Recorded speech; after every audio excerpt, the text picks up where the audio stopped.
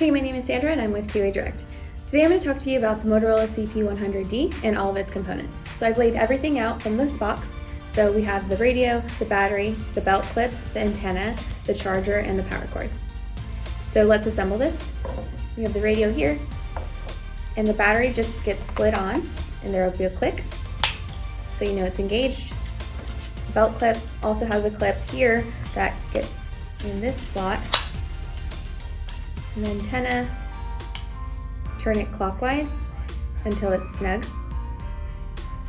This charger has the port in the back for the power cord, and on the bottom you can actually see the indicators for the light that's in the front, so it'll tell you how much battery your radio has. And you can actually charge your battery in two different ways. You can have it attached to the radio and put it in like that. You can also have a spare battery charging just like that. This really helps with companies that use their radios 24 hours a day, so you can have spare batteries on the charger while you have your regular battery on the radio.